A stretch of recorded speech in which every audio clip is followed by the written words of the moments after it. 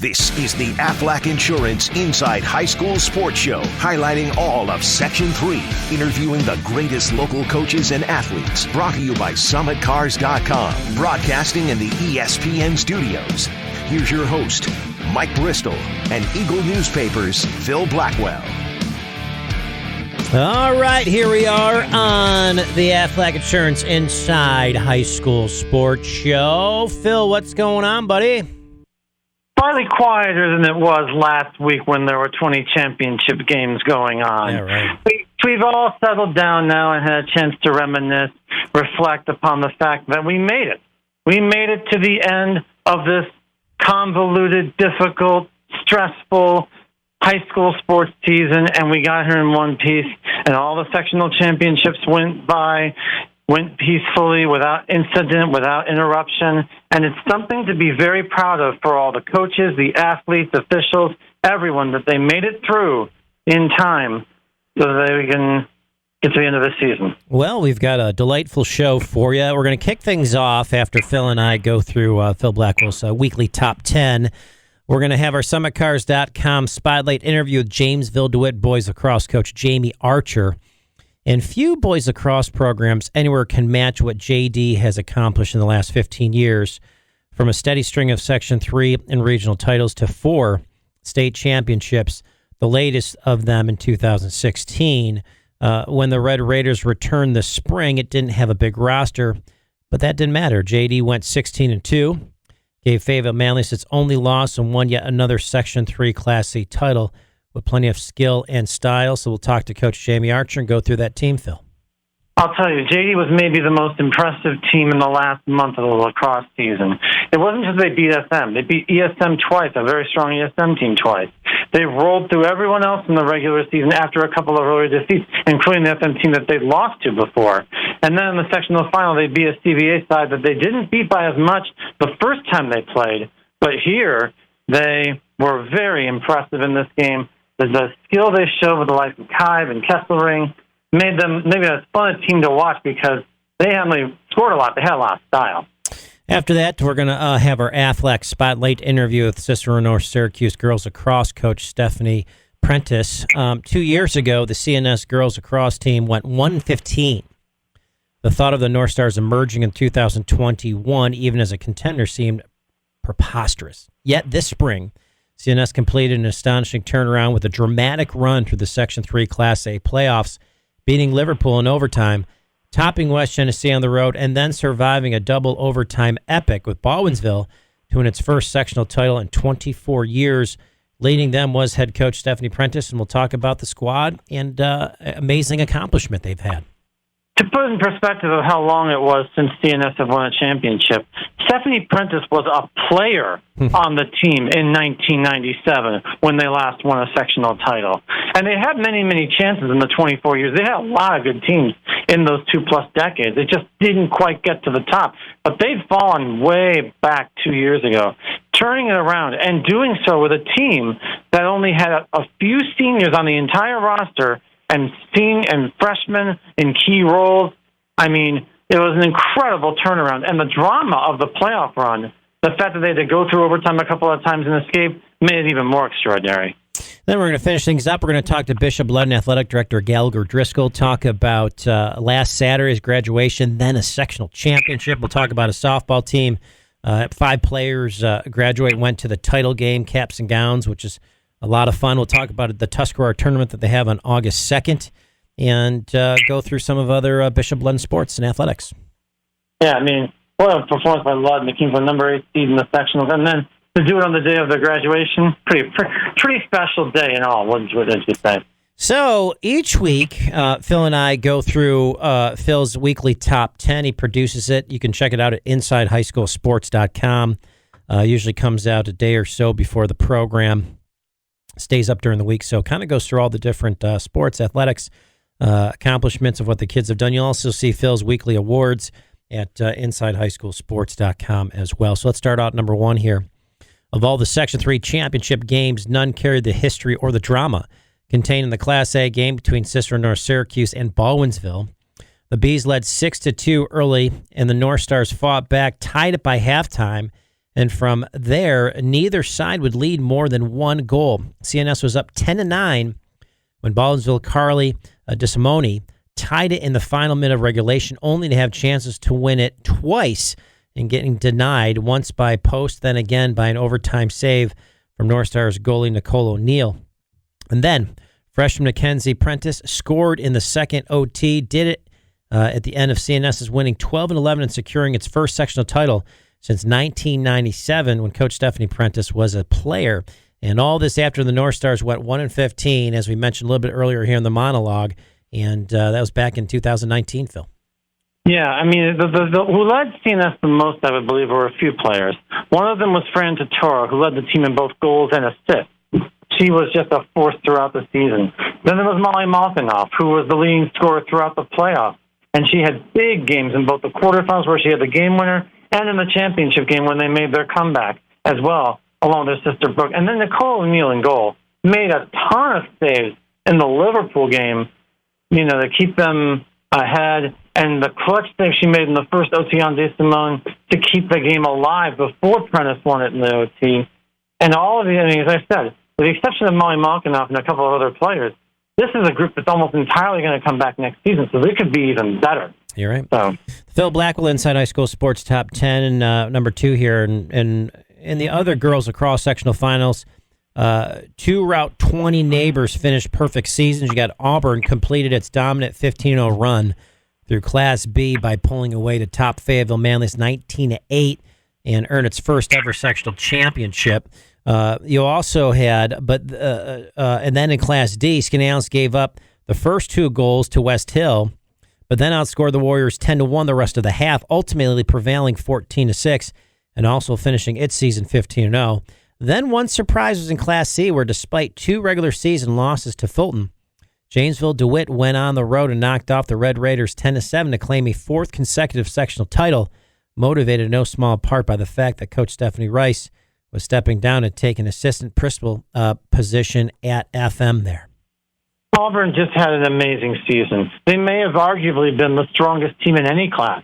I would have loved to have seen the Maroons, with all their firepower, go up against the Class A teams. Maybe they wouldn't have won all their games, but I think they would have won a lot of their games. But in Skaneateles, by the way, did face some of these Class A teams this year, beat West Genesee, beat TVA, and they were just such a fine all-around team, balanced on both sides, on offense, strong on defense, no weaknesses whatsoever. One of the best teams Bridget Marquardt ever had, and she's had a lot of very good teams over there. And JD, what a comeback to pull it off to win the sectional championship. After Fulton had beaten them twice during the season, it looked like this was finally going to be Fulton's first ever sectional championship team, but JD had the answers when it counted. All right, here we keep rolling here. Number 3 of the top 10, the boys across sectional finals produced just one new champion, West Hill in Class D, who scored 14 goals in the first half, and dethroned reigning champion Lafayette 20-13, as Will Delano got 9 goals, 2 assists. Otherwise, all the reigning champions stayed that way, whether it was Class A's Baldwinsville using a mid-game surge to pull away from West Jenny and win 14-7 for its 4th win over the Wildcats this season, or Class B's Fayetteville Manly completing its run as perhaps the area's dominant team by jumping all over East Syracuse Manoa on the way to a 21-6 victory, or Jamesville-DeWitt getting a combined 12 goals from Johnny Kibe, Ethan Kesserling, leading start to finish and taking out CBA 15-8 to yet again capture the Class C sectional title, Phil. So a lot there as well. Yeah, we'll talk plenty about JD later when Jamie Archer's on the program. But meanwhile, Baldwinsville was a dominant team all season. The only teams they lost were the games to FM, and 2 of those games were decided in the final seconds. But FM was a team that just seemed to have answers everywhere, whether it was their offense with players like Pratt Reynolds. They had 2 goalies that were effective, a defense that was consistent all throughout. So let's give West Hill a particular credit, because they were a team that kind of was under the radar most of the season. Lafayette was out in front. And then West Hill beat Lafayette late in the regular season, and some thought, well, Lafayette was just holding it back because they avenged the loss to Skaneateles in the sectional semifinals. But in the championship game, Delano, wow, 9 goals and 2 assists in a sectional championship game. I can't recall that happening on the boys' side.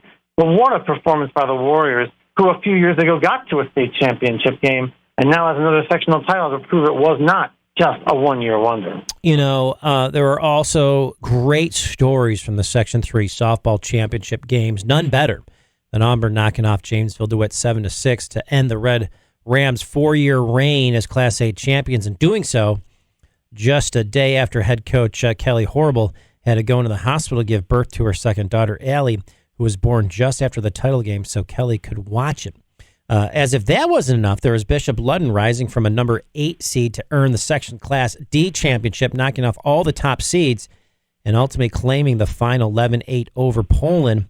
Mere hours after 5 of the seniors on the team had their graduation ceremony, they literally rode the bus to the game, still with their cap and gowns, and then created another lifetime memory. So it's really nice for the kids there. Well, of all the games, the sectional championship games in all the sports, I think the most surprising result a lot of people were surprised by was Auburn. JD had beaten them twice during the season and had done so by comfortable margins and seemed to have a lineup that nobody could contain. But Auburn, no doubt motivated by winning for their coach and their new and her new daughter, jumped out 7-1 in this game and then held on for dear life late, getting the key double play at the very end to thwart a JD rally in the 7th inning, clinch the victory, and get a big-time sectional championship for the Auburn program. The second one that day to go with the girls lacrosse championship, a special day for Auburn. Though, here we go, pushed hard, seeing our Syracuse softball team used 4 runs in the 6th inning to rally past arch rival Liverpool 7-4 and finish a perfect 17-0 season while earning the Section 3 Class A championship. A few hours later, Marcellus made history with its first ever Sectional B title, knocking off the reigning champions from Oneida 10-2. The Mustangs scoring 3 runs in the 3rd inning and 6 runs in the 6th inning to pull it away. Finally, there was Pulaski not just winning the Sectional C title, but doing so by hammering top seed Cooperstown 18-0, much of the damage done by the sister combination of Danielle and Emily Birmingham, who each finished with 5 RBIs, as Emily also pitched a completed game shutout, holding the Hawkeyes to only 4 hits. Well, I mean, the fact that Pulaski won wasn't a surprise. The margin was very surprising. Yes, Cooperstown had gone through some tough games earlier in the playoffs, but no one thought Pulaski would do that. As for CNS, they had their own thing. I mean, Bishop wasn't talking about having graduation. A lot of the schools that were taking part in sectional finals had proms either that night or the day before. In the case of CNS, they had their prom the night before, but their coach, Mary Beebe, gave them a curfew, said get back at a certain time. Now, some of the seniors played, went to the prom, but not all of them did. Yet, Liverpool was much tougher this time than they were the first 3 times they faced in the season. The Warriors really improved as the season went along and don't have many seniors on their roster. But CNS, that's impressive to go 17-0. No other, I don't think, baseball or softball team was able to have a perfect season this year. Philly beat top 10 on number 5. We're talking baseball. The list of Section 3 baseball champions was headed by Baldwinsville, who returned to the Class AA Summit. It last held in 2008 by denying West Genesee its first sectional title in 44 years. Down 7-1 early, the Bees stormed back using a 6-run 4th inning and 4-run 6th inning to storm out in front and eventually prevailed 13-7. It was far different in Class A sectional final at Velkin Park, but you had CBA after dramatic late-game wins over New Hartford and top seed Cortland, this time netting a pair of first-inning runs against Auburn, and rode that all the way to a 2-0 victory over the Maroons, with Matt Boyle pitching 5 2/3 innings. Micah Schaefer, a key figure in all the playoff games, finishing off in a relief to earn the brothers' first sectional title since 2016 here in baseball. Now, I mentioned about Baldwinsville is that they also had their senior ball on Saturday night, and let me tell you something. The Beeville baseball players made sure they wore their sectional championship T-shirts underneath their tuxes. They weren't being subtle about it. But the idea that Baldwinsville, they were down in that game, you were just thinking, well, maybe it's finally West Genesee's time. And the thing was, the guy who led the comeback was Aiden Milburn, who was knocked out of the game early pitching-wise, but then hit a 2-run home run in the 3rd inning, a 2-run double in the 4th inning to begin the comeback. And Beeville gained the sectional championship again. The relief pitching proved to be a difference. Well, they had 3 scoreless innings at the end. And a great performance by CBA. What a run they had to make through the playoffs. They had to survive a 10-inning game with New Hartford just to get out of the quarterfinals. Ouch. And then, what a performance to get all the way to the sectional championship. All right, here we go. Number 7, the top 10 here. Phil Blackwell's weekly top 10. You can check it out at InsideHighSchoolSports.com. Repeating from 2019, the Skinny baseball team earned the Class B2 championship 3-1 over Holland Patton. James Musso pitching a completed game And Mike Blowers hitting a decisive sixth-inning home run that broke a 1-1 tie. You got Camden prevailed in Class B1, outscoring Homer 11-9 as it netted 9 runs in the first 2 innings. In Class C1, Cooperstown, the 2019 sectional champs, won a 4-3 8-inning thriller over Port Byron, winning it on Alex Hage's run-scoring single. While you got Class C2, Beaver River ended the dreams of an undefeated season for West Canada, prevailing 8-2. And finally, here in boys baseball, Class D sectional final belonged to Poland, who outscored all of its runs in the first 4 innings and put away DeRuyter 11-3. DeRuyter was the number 9 seed in the 9-team field and trying to make a miraculous run to the championship, but Poland won this one anyway. And going back to Class B1, Camden, getting all those runs, it was a game that was like wild early, tons of runs early, but the difference was their relief pitching was able to hold the lead they had on Homer over the last 2 innings. And as for Skinny Atlas, James Musso not only pitched the final, he pitched the quarterfinal earlier in the week, and in between, Skinny Atlas had to win a tough one over Holland Patton, who had knocked off top seed Cazenovia. But Skinny Atlas, give credit to Skinny Atlas and Cooperstown, teams with totally different rosters from 2019, able to come back 2 years later and claim sectional titles again. Very impressive. In the string of Section 3 track and field championships that took place last week, the Cicero North Syracuse boys and Fayetteville Manlius girls took top honors in Class AA. While in Class A, Central Squirrels girls edged East Syracuse Manoa by half a point for the top spot, and ESM was second in the boys event, also behind JD. Here in Class B1 in track and field, you saw a clean sweep for West Hill boys and girls, while in Class B2, Jordan Elbridge's girls won its first ever sectional title, avenging a regular season loss to Cazenovia, who still dominated the boys' B1 meet. In Class C, there was 2 sweeps, Tully winning both sides of C1, Beaver River prevailing in both parts of C2, and then you've got Class D in track and field. Both Remsen teams easily claim the top spots to earn their sectional titles. Very impressive to have so many teams pull off sweeps, whether it was West Hill or Tully or Beaver River or Remsen. I must say the most exciting sectional meet was probably Class A, just because of ESM. They led most of the way, and they had an undefeated regular season. They'd beaten Central Square in the regular season, and yet Central Square, because they piled up points in field events, were able to, at the last moment, overtake ESM and prevail by half a point. It was really impressive. And also the SM girls, who didn't have the best of regular seasons, unlike years past, but led by Maya McKenzie, proving that the SM was more than just distance runners. She won 2 individual events and helped in 2 different relays to help the Hornets take that title. And Caleb Smith was a big part of JD's victory as well. Just had like 36 points all by himself to help JD's boys prevail. The series of Section 3 boys tennis tournaments at Utica Proctor Parkway courts featured yet another victory in Class A for Fayetteville Manlius, who won 2 singles and 1 doubles division, as CBA's Ben Vlasis prevailed here in the first singles. Moving to Class B1 tournament, JD, led by Essex Glowakia and Mark Blislavsky, in first and second singles, won by a team portion to go their undefeated regular season. You've got Oneida finish second. In Class C1 here in tennis, a tournament featured 2 Laker sides going at it, but Skinny Atlas prevailing because it won both the doubles and 1 singles to the 2 singles titles claimed by Cazenovia. It was rounded out by Cooperstown going to the top of the standings in the Class C2 sectional tournament. Yeah, it was a fantastic C1 tournament. Cazenovia and Skinny Atlas nearly had undefeated seasons, and they were led their respective leagues or OHSL divisions. And the difference again was that Skinny Atlas got that victory in singles to go with their doubles divisions and offset what Cazenovia was doing in the other 2 singles divisions. And FM, they just keep chugging year after year after year, winning championships. Maybe not as dominant this season. They did give up some points to Baldwinsville, who finished second and third, I think, in almost in every division in Class A. But it was SM coming up on top again because of their overall depth. All right, the big one for top 10, Phil's final bullet here on the top 10. New York State Public High School Athletic Association confirmed earlier this week that state championship tournaments will return in the fall, the last piece of returning things to where they were prior to March 2020. All told, 4+ seasons worth of state tournaments were wiped out by the pandemic, with ice hockey, boys and girls basketball, all the spring sports losing their chances to earn state titles in both 2020 and 21.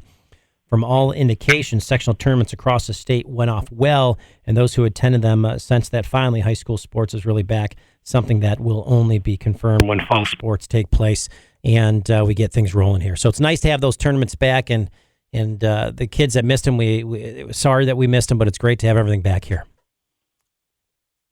So Phil Blackwell, appreciate Phil coming on, obviously, and we'll be right back. This is the Aflac Insurance Inside High School Sports Show. It's ESPN Radio 97.7 and 100.1. This is the Aflac Insurance Inside High School Sports Show, brought to you by SummitCars.com. All right, welcome back to the program. As we mentioned here earlier in the monologue, we've got our SummitCars.com spotlight interview. Jamesville-DeWitt to boys lacrosse coach Jamie Archer. Coach, how are you? Good. How you doing? Good. Welcome back to the program. What's new and exciting with you? Same old stuff, really. Kind of just plugging along, just like everyone else is. Yeah. Out on the golf course right now, which is good. Where are you playing? Drumlin. Oh, yeah, nice. Membership there? Or whatever it is there? Yeah, we have the little father-son thing going on, so. A little competition? Sure. Any bets going on or anything like that? Oh, there's always something going on, you know? Just son talk a lot of trash, or? He's actually on my team, so we're you guys got to work together. All right, there you go. Yeah. All right, so 16-2. Talk about, I guess, just the fact of where this team was at, what you accomplished, and again, having an incredible season. Yeah, I think it's, as everyone went through the whole losing a year, these kids, I think, would have got a lot of benefit with working with last year's group. So really the start of the season was, a lot tougher in respect to just not being in the same place we normally are, because we usually have these kids all ready to go and just kind of plug into the next year. But losing that year was kind of tough. So, and the way we started, you start off with Beeville, was one of the best teams in the area, so it was a tough start for us to kind of jump right into that and have these kids be ready. Yeah. So basically, it was just kind of, as the year went on, these kids just kept getting better and better, which ended up being very good for us in the end. You look at having like great seniors, John Kibe and Tanner, Jameson. Talk about the senior leadership and those guys on your team. Yeah, the leadership is outstanding. The three of those guys, they've just been together and playing together for so long, and they really stepped up. I mean, I had so many seniors in last year's group, and last year's group was such a special group. And these three were like right in the mix of those guys. They kind of played with those guys all the way through because they came up with us when they were really young. So the transition was very easy because these guys, they wanted it really bad, and they kind of made the guys step up every day in practice, and that's kind of the difference. You really need that to kind of win it in the end. You got to have those guys that really want it and push their guys every single day. You have a guy, Ethan Kesserling, 67 goals or so, turned really into an incredible player, unstoppable player at some point, especially late in the season. Talk about his maturity, his game, and special player that he is.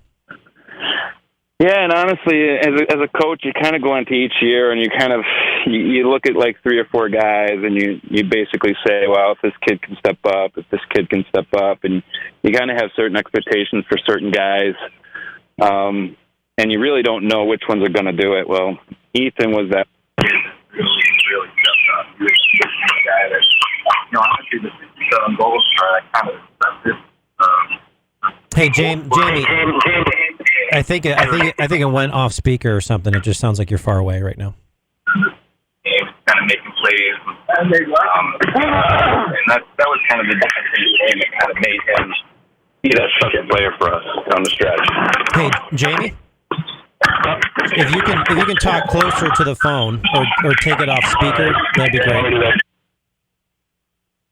Are you still there? All right, can you hear me now? Yeah, it's better if you take it off speaker or just, I'm not sure. Yeah, it jumped onto the other speaker. I had it on. The second, all right, so I didn't hear much about Ethan other than you said in terms of you wonder what guys will step up, but he definitely did. Yeah, I think the biggest part for him was, I kind of expected the goal scoring from him because we knew he was a great goal scorer. It was the it was the 30 some odd assists that he had that really kind of changed his game and made him a special player for us this year. And the unselfishness was kind of what made him get over the top.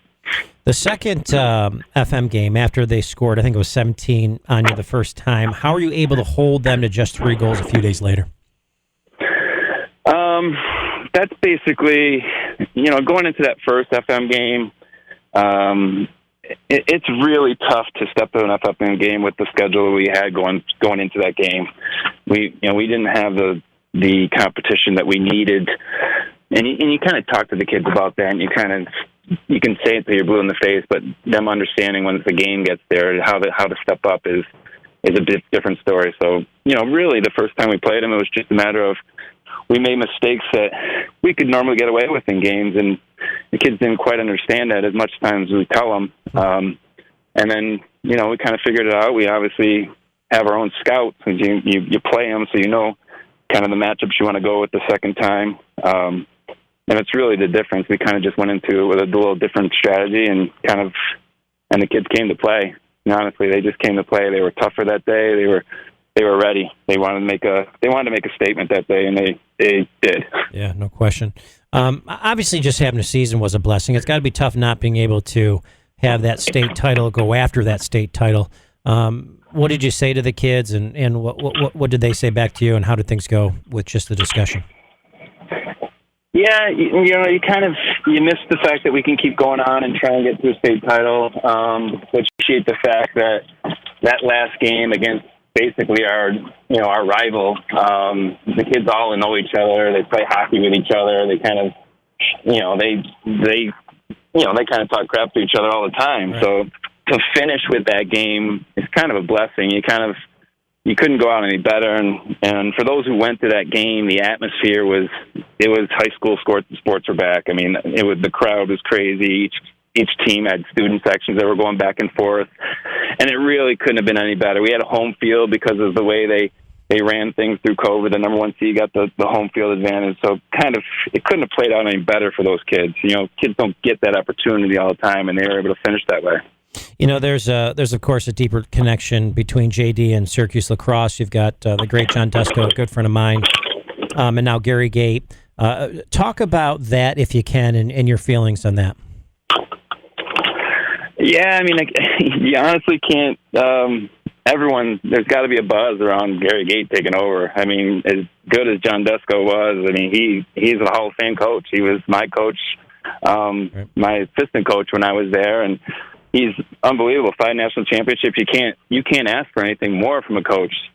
But it's also hard not to be excited about Gary Gate and Petro coming in. I mean, it's just I can't see there not being a buzz in the lacrosse world with those guys coming in, and it's exciting, and it's just exciting for what they have to offer, and we're all excited to see it. What do Gary and Dave bring in terms of what? Obviously, with top recruits and going after recruits and local guys and that kind of stuff, but what kind of game do you expect to see? What kind of energy? What do you see now at SU?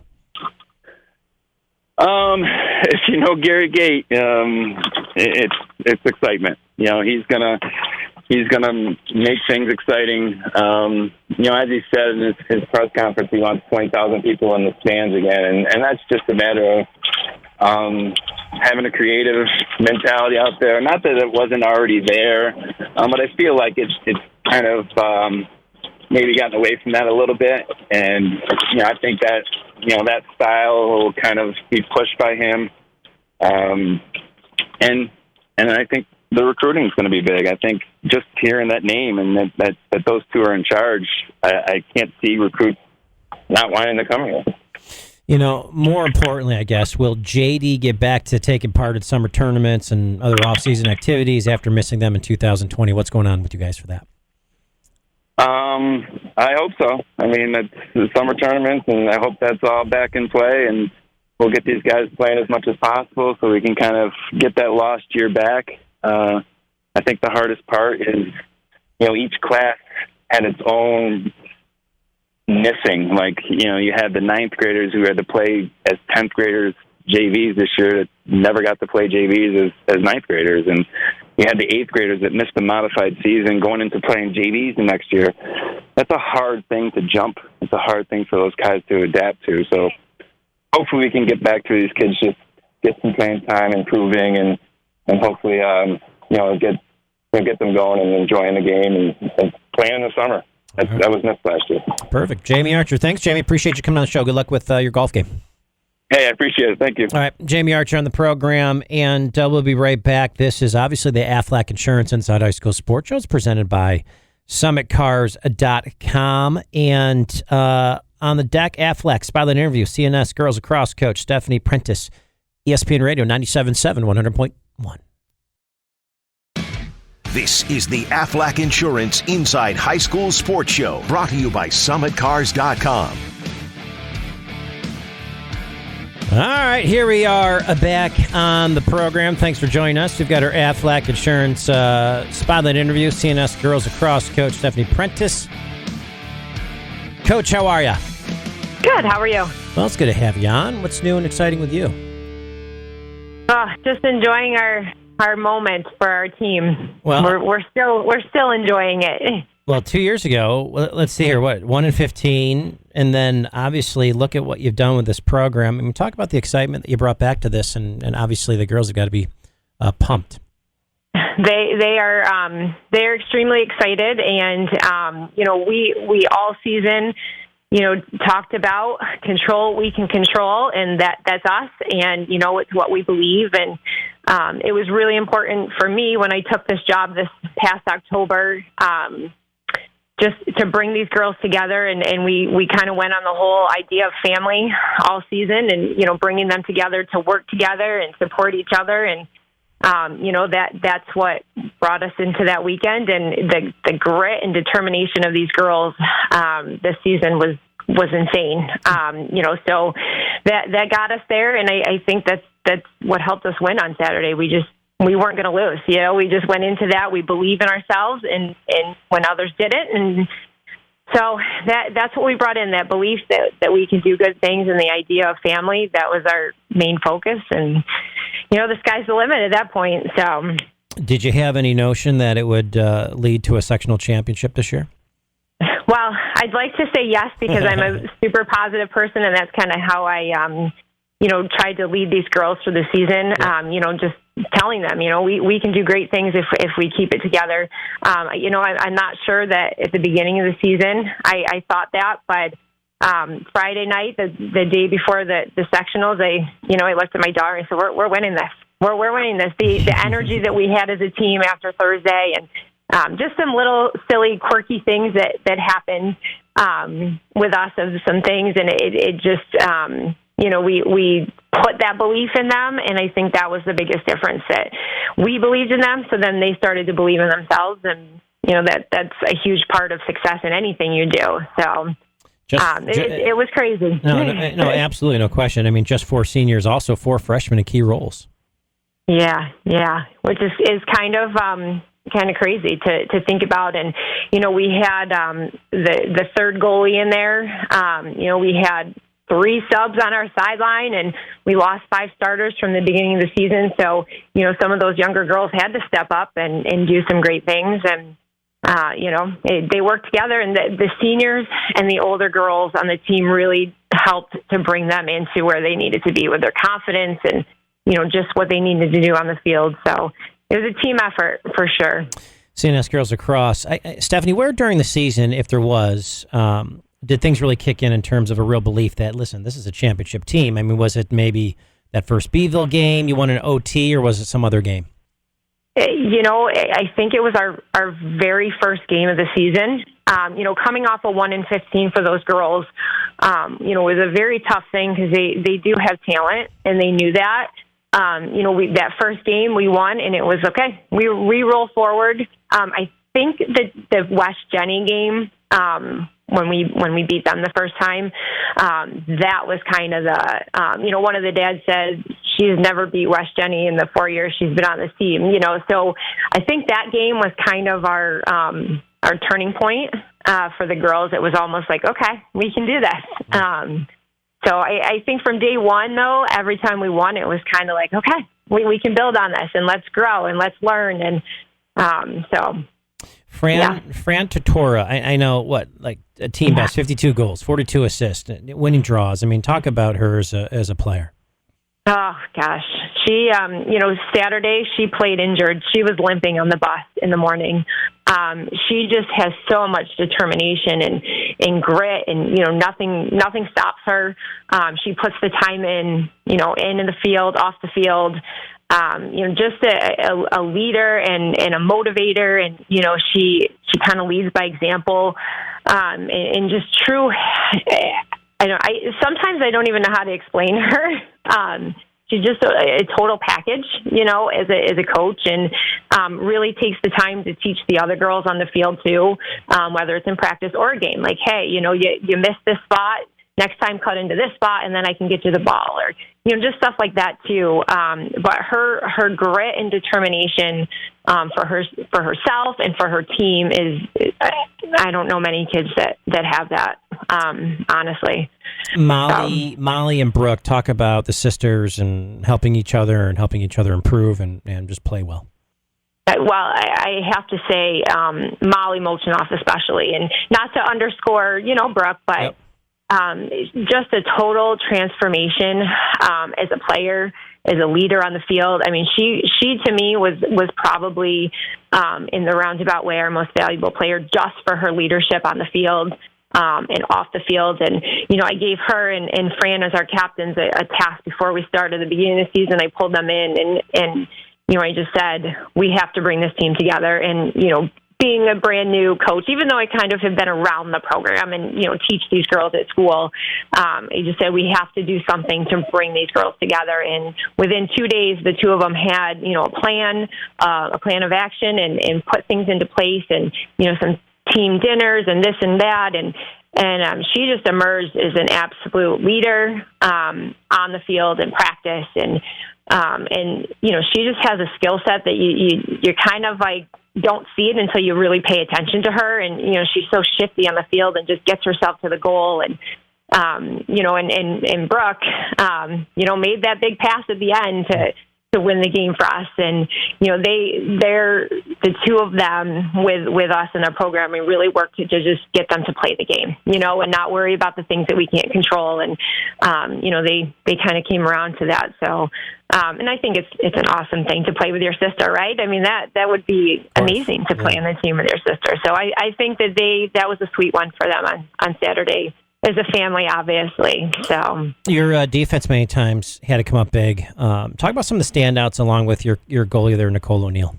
Yeah, I don't even know where that save came from with Nicole. I mean, if you watch it, you're just like, how did she even do that? And Carly Desmond, we know well, and she's such a great player, and doesn't miss those very often. So, we were kind of like, okay, this is how we lose. That's all right. Like. Mm-hmm. We're okay with that because she's a great kid and a great player, and Nicole just I don't even know how she got to the stick. I really don't. A little bit of credit to our goalie coach Bree Starr, who was super influential in getting all three of our goalies 2 out because of concussion for the season. She did an amazing job with them, and she prepared her for the players and where they shoot, and which Carly totally shifted up where she shot on that one. But, the defense just really started to click, probably about mid-season with the communication and the flow and supporting each other and helping each other. And, Allison Cole was kind of our secret weapon. She hadn't really played in the defensive position before, and what she did shutting down some girls that we played, and she's just a rock star, solid defender and stopped a lot of people from getting to the cage. So, they're just, yeah. No, it's great. You played on the last sectional championship team, CNS, 1997. Now, Mackenzie, your daughter, scored the game-winning in double overtime, that goal in the finals. Same sort of thing, just a sweet moment. It's got to be a special moment. It was a special moment for sure. Something that we will remember always. And and it's so funny. One of the guys after the game, just said, "What did you say to her?" I said, "I love you." I didn't know what else to say. It was just so surreal, and And we're just proud of her for, being there and having enough guts as a 14-year-old to put that in the cage. And, she's worked hard, and this is what she loves. And, it was a sweet moment for her. And as a mom, it was a sweet moment for us. And, you almost don't even know what to say about it, because we had a good weekend in our house, That's to nice. say the least. So. Real quick, one final question. You look at, both Liverpool and Baldwinsville had possible game-winning shots go off the pipe. You look at fate, you look at something like that. Pretty amazing.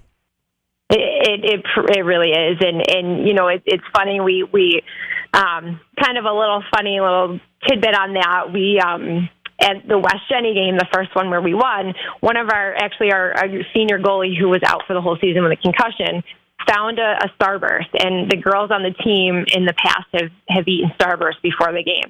Not something I would want them to eat before the game, but something they've always done. And so Starbursts have kind of been, and so they found the Starburst, and so they've been bringing it to all of our games.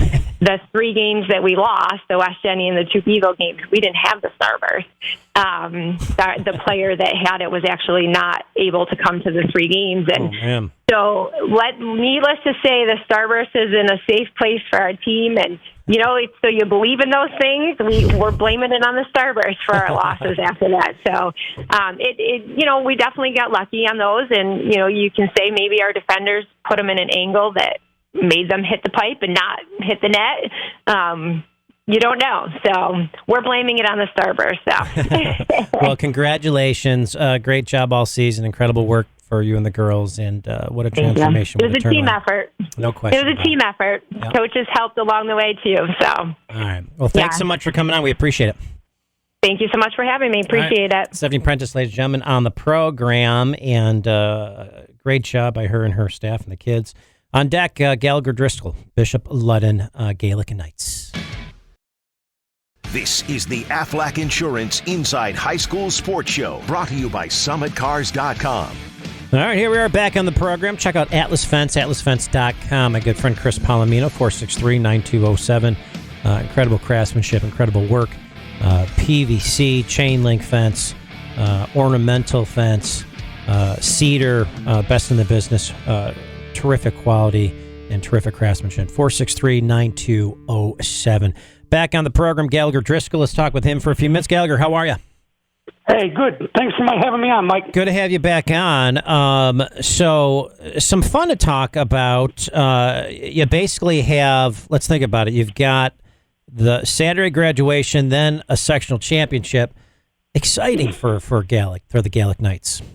Yeah, well, I give all our credit to our coaching staff and our players. It's not a real easy thing to do, to have your graduation, which is an end of something, and then all of a sudden, 2 hours later, you're on a bus heading out to Poland toward Utica there to play in the sectional championship. So right. Our girls stayed focused and locked in and finished off a great season.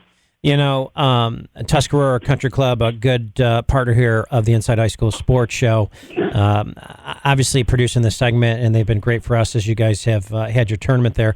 Talk about August 2nd, how many spots are available. Talk about the tournament. Give me some background on it. Well, the tournament has been going on. I think this is, got to be close to 25 years now. Wow. It's at Tuscarora. It's always on that first Monday in August. It's a great fundraiser for the Bishop Ludden. The Matthews family has been very, very great to Bishop Ludden. Very kind, very generous. So there's spots filling up. They'll fill up fast this year because this is Bishop Ludden's going to have their inaugural Hall of Fame class. The ceremony is going to be that Sunday, August 1st. So we're hoping to get all the Hall of Fame inductees and classmates and teammates and all of them to come play on Monday as well. Oh, that'll be a lot of fun. Certainly a lot of golf venues. Talk about what's special about Tuscarora. I just think, it's a beautiful course. I don't think it's overwhelming. Well, any course is overwhelming to me, but for decent players or pretty good players, it's a nice course. It's a nice venue. It's a nice setup. The people up there are terrific. That's our home course for our golf team during the season, and it's just a wonderful place and an easy place to get to, and it's a great course. So we've had a great relationship with them through the years. No question about it. Great group of guys as well, and terrific golfers up there, and great members. You look at the school. Talk about in terms of general enrollment. How has that changed from the pandemic? Where are things at? I got to imagine, things have helped to some degree for you. Well, it did, and I'll give credit to our principal, Leo Cosgrove, and our vice principal, Dave Ringwood, and the faculty and staff that made this year a go for us. We were one of 3 schools this year that were in person 5 days a week. And I think we did end up getting a few students because they want to be in person every day. And like I said, if we didn't have a great staff and administration with a vision to make sure our kids were safe, but they were in person every day, we couldn't have this happen. But we were able to do it, and it was a really, really good thing for everybody, I think. And where can people get some general information on Ludden or some information on the website? They can always visit our website. It's bishopludden.org. We have a Facebook page. We're on, I believe, Twitter. I believe Instagram. I'm not on too much of that stuff, but it gets you going. I got to step into year 2021. You're That's right. But yeah, so anywhere there's information about the school, kids can come over, families can come over and visit anytime they want during the summer and get a feel for the place and answer any questions they might have. Well, a terrific golf tournament, obviously, on August 2nd. That'll be great at Tuscarora Country Club. Beautiful course, as well as a great congratulations to that special sectional championship softball team. Yep. 5 players, by the way, graduate. They go to the title game, caps and gowns. And also the terrific basketball seasons, undefeated girls basketball team that you had. So congratulations to that team as well. Yeah, they, Coach Petrera with our girls team. I wish, for their sake, they could have had a sectional playoff. And Coach Royal and our girls softball team, obviously the winning the sectional was the pinnacle because there wasn't any regional play. But, we had 5 wonderful girls that are graduating that were great players, but more importantly, great people. And we've got some really good returners coming back next year. So excited for everything that's going on at our school right now. Well, Gallagher, thanks for coming on, and have a great golf tournament. We appreciate it. All right. Thanks a lot, Mike. All right. Gallagher Driscoll on the program. ESPN Radio 97.7, 100.1.